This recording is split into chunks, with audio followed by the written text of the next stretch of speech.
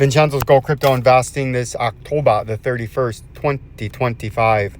Halloween edition of the cryptocurrency gold and silver bullion update here as we become asset millionaires together. And that's what this channel is all about. Learning of truth, trust, education, and information to become an asset millionaire. And you can see we do that via asset appreciating things in a chronic dollar depreciating or inflationary world where the dollar gets chronically debased, and we buy assets that'll reflect an appreciation off the fact that the dollar is being depreciated. And the Federal Reserve lowered interest rates again, and the Federal Reserve is going to be starting quantitative easing. That's right, quantitative easing again, and that is simply just the United States Federal Reserve buying 30-year treasuries and government bonds to lower long-term interest rates down and force them down, manipulating the market, giving false signals that people are actually buying at that interest rate so the interest rate can come down when we need the interest rate to go up. And what that does is it frees capital and liquidity and makes money lending easier, so risk assets and stocks and things like that can appreciate, right? And real estate will, stocks will, even though people can't afford it, and they're going to try to force the long-term interest rate down. But we buy things that will appreciate or go up, which gold and silver bullion do. They're at all-time highs. Oil is the one big caveat right now. It's sitting at $60 a barrel, and it's been as low as $56, $58 a barrel a month ago. And yes, I know there's geopolitical reasons they're trying to crash it from a Saudi's point of view to cripple. Think of it, if oil goes to $30 a barrel, all of our U.S. drilling will cease to drill because they'll go bankrupt. They can't afford a $30 a barrel, dude. They can't afford that. They can't sell it at a profit at $30 a barrel. And that's what the Saudis and the Chinese and our enemies are trying to do right now that can. And because they have all the oil, they can mine the stuff a lot cheaper than the United States can. And I believe they're trying to force and manipulate and drive the price down to bankrupt and cripple the U.S. Gas industry, right? That we won't, all of our companies will go bankrupt. Then they'll jack the price up when we have to buy from them because we have no domestic production, because they all went bankrupt because they couldn't make a profit at $30 a barrel, $40 a barrel, right? Oil should be $80, $90, $100 a barrel right now. So that's something very interesting to watch. Copper is almost back to its all-time high. The gold and silver bullion, or the cryptocurrencies, are sitting right on top. And we've initially, after the wick down yesterday with the rate cut, we're sitting just above the 200-day moving average. But you can see we have a parallel to slightly falling 100-day and a slightly falling to now parallel 50-day. And what could happen here is over this weekend, you might chop in between these levels and then you come south out of the downside. And if you get chopped around in here over this weekend and you can't get above the 50 and the 100, specifically the 50, and start to work your way up towards that major upper resistance, which was the 3.5-year rising channel support, you're going to have a drastic downturn, and that downturn would be to 95,772, and that would be a critical major short and medium term overall structural change of the market. Meaning that if you break that and you end up down there, you must hold that 95,000, which is the 50-day moving average in the weekly time frame. You have to hold that, or it leaves the door open and breaks, and it paves the way to come down to the 100-day moving average in the weekly time frame. And that would be very, very bearish, right? Because we haven't been down to 79,000 since March of this year. And somebody like a MicroStrategies and a lot of these Bitcoin treasury quasi companies, they've started to really go all in over $90,000, $100,000, right? Where they've really went all in. And MicroStrategies, even the first mover on this, has got his average price, I believe, somewhere in the low 70s, right? 72 to 75,000, I believe, is his average price. And if we come down to 79,000, there's going to be some uncomfortable meetings and phone calls. As you've seen, MicroStrategies has purchased a drastically lower amount by far, by a lot percentage-wise this month, when they only bought about, 600 Bitcoin, when they're usually buying a couple of thousand Bitcoin, right? So that's going to be very interesting, and that's something that we're watching there in Ethereum or in Bitcoin. The Ethereum is the same thing.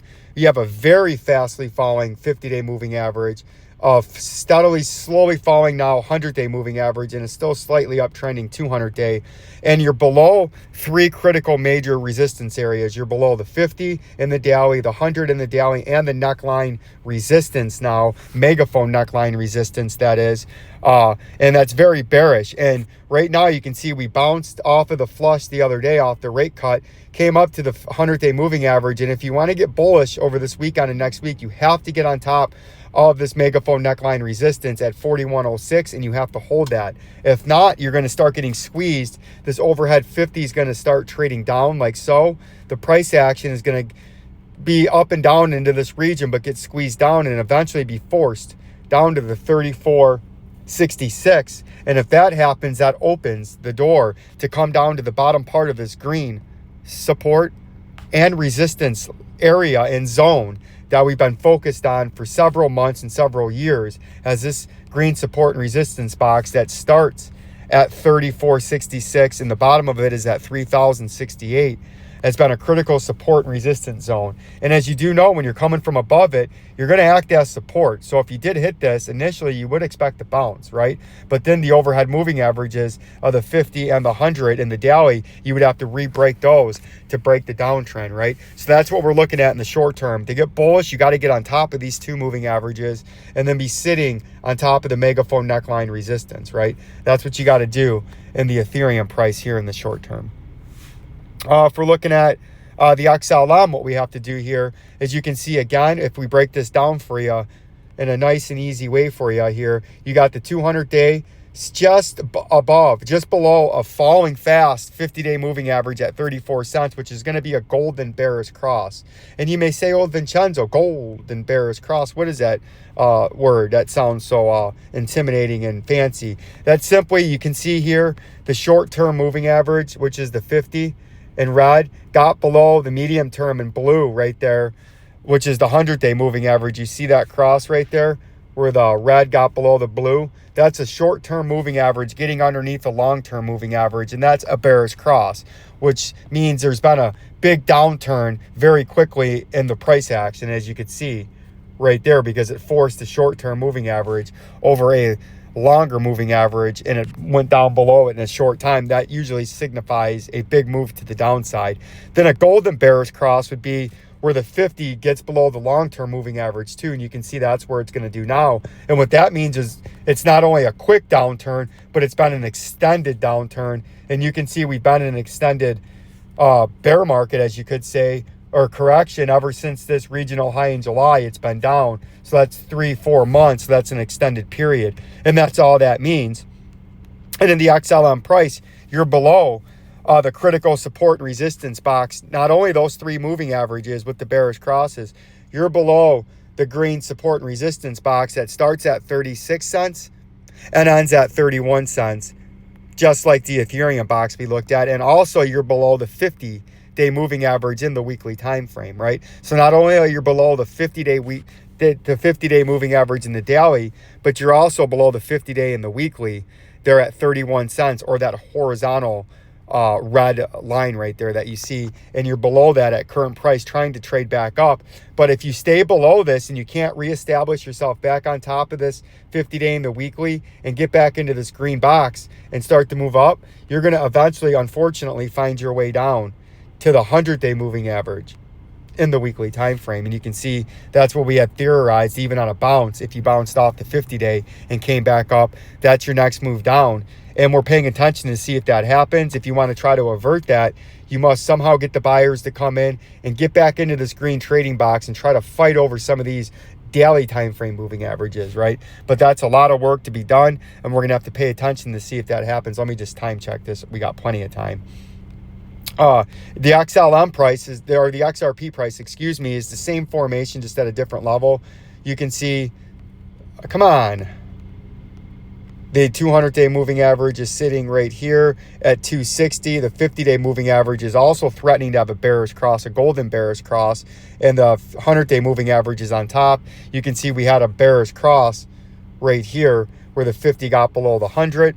And you can see now we're sitting just below a critical major resistance level at 255 and the 3 moving averages. And we've bounced off of, and just above right here on that wick, just above the 50-day moving average at 233 in the weekly time frame. And if you can't get back above this 255 and try to reattack these moving averages in the daily time frame, you're going to eventually, no matter how much you jockey back and forth like this, if you can't stay above those key levels, you're going to eventually end up back at the 233 and then eventually end up down there at the 177, which is the 100-day moving average in the weekly time frame in the XRP price, right? And in the short term, those are the two scenarios. But to me, like I've been stressing the last couple of weeks since that big flush 3 weeks ago today, this evening, right, that I thought maybe this was a big shakedown coming, not just a little flush and getting all the margin out.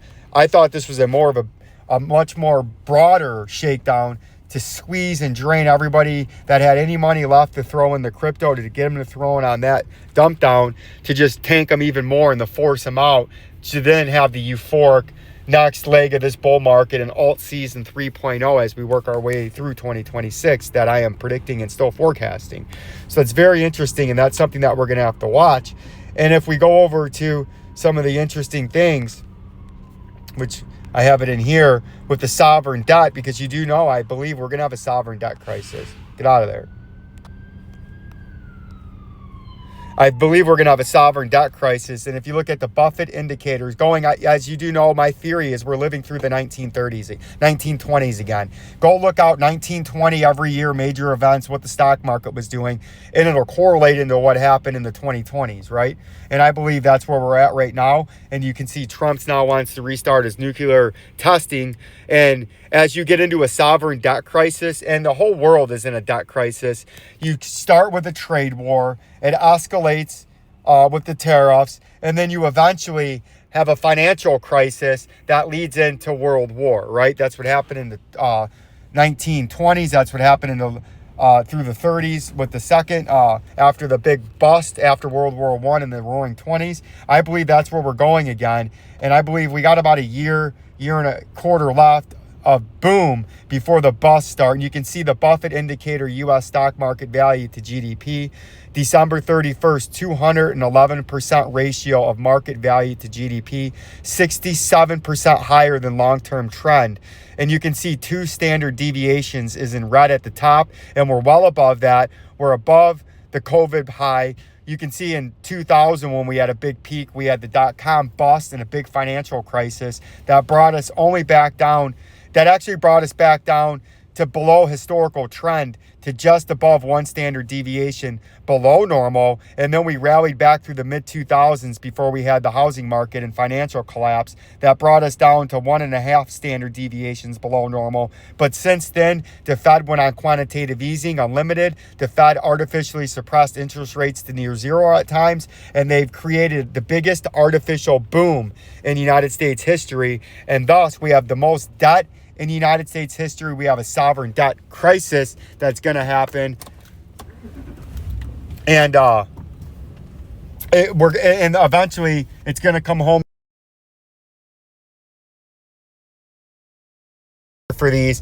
And there's going to be, I believe, a big stock market crash. I think we're going to have a big real estate crash. I think we're going to have mass stagflation and inflation, just like the 1970s, and that's going to lead in to mass panic, mass government control and takeover of companies and business and regulations, food and price controls. And I believe these tariffs and trade wars are going to escalate as the rest of the world is just as bad a shape as we are, if not worse than we are. And it's going to lead to a world war again, because it always has to lead to war when countries start to have upheaval, because the economies are so bad, everybody is so poor, and these valuations are going to come collapsing down on each other. So my best advice I could give you, even though I don't give financial advice, is the massive gains you make in your portfolios going through mid and late next year, even if you don't cash them all out, not saying to do that. If you have a big 401k position and you have $1 million in it and you make 300 grand, 150, 175 grand this year and 250 grand next year, take all the profit out and put it into something earning 6% out of the market. Even if you leave the other 700 there. Get that 350, 400 2-year profit off the table, right? You can see the S&P scale, right? Standard & Poor 500 stock index versus M2 money supply. You can see M2 money supply is scaled in the middle, and then you can see the stock price unevaluated relative to money supply. You can see where you had the big collapse with the stock market collapse. I don't like how it doesn't have a date down there, but that was the big collapse, was the .com through the financial crisis. And you can see the stock market is at all-time highs. Stock price relative to money supply isn't anywhere near an all-time high. So that's kind of interesting to look at there, but it's all bad. You can see the M2 money supply had that huge jump during COVID to record highs. And they're going to continue doing that. And that's why I believe there's going to be asset inflation out the wazoo. And you can see they talk about hockey stick theories with global warming. If you're in the United States with Al Gore, if you guys remember him, if you were in school through the late 80s and especially through the mid and late 90s and early 2000s, Inconvenient Truth was the movie, and they showed a hockey stick, which is what it looked like this, but they used temperatures instead of trillions of dollars in national debt. But it was a facade and a farce and a lie, and it was called Inconvenient Truth because, like the Inflation Reduction Act, it creates inflation, right? The Patriot Act was anti-patriot, right? Whatever they call the inconvenient truth, it was the convenient, you were lying. Whatever they say, it's the opposite, right? And this is the true hockey stick. You can see the 1940s through the 1970s where we had hard money that was backed by gold bullion, right? You had zero, you had nothing happening, right? And then in the late 1960s, right at about 1968, we officially went off the gold standard. And then you can see leading up in the 1980, that little small move now that looks small but used to be huge, that caused the stagflation and hyperinflation of the 1970s after the guns and butter economy of printing money coming off the gold standard. And that got Reagan elected in 1980. And that forced the Federal Reserve to hike interest rates north of 20%. Where if you wanted to get a mortgage, you had to put 20, 30, 40% down, and you were going to have a 25% interest rate, right? And that looked bad. And they had to create a new word for depressed growth. Because you were in a depression, you're having depressed growth, you were deflating, you're having deflation, but you were having inflation in prices. They didn't have a word for that. So they had to create a new word, which is called stagflation, where you have depressed growth, but asset inflation, right? And consumer inflation and commodity inflation. And the things you need to live, that they had to create a word called stagflation. But look at it from 1980 to now. Like, you thought that was a problem in the 70s. What do you think we got fucking going on now if that was a problem, right? And it's going to be an even bigger problem. That is your hockey stick. We're going to be north of $40 trillion here soon. And it's accelerating. Every year is accelerating quicker than the last. That's why the stick, which used to be at a slow upcline, is now almost going straight vertical. And it's going to turn vertical. And it's going to get very, very bad. That's why the price of gold has turned vertical now over the last 3 or 4 years. It's north of $4,000 now. It almost got to $4,600 before this correction. You guys really need to understand what's going on. Like the channel, subscribe. If you've gotten any information or education or advice off of this channel is free. If you want to help support the channel, the way to do that and the way to show thanks is by becoming a member, Jabroni Killer. It's as cheap. It starts at $3.99 a month to keep these videos coming, growing, and continuing to expand the channel. And that's the way to help support the channel and me. If you get any advice off of these, I don't sell courses. I don't go behind paywalls. I just put a link if you want to help support the page. If you get any information or education off of this to help keep this going and build the movement and the community that we have. With the gratitude to you, peace and love, the Rock Side Bro, Jay.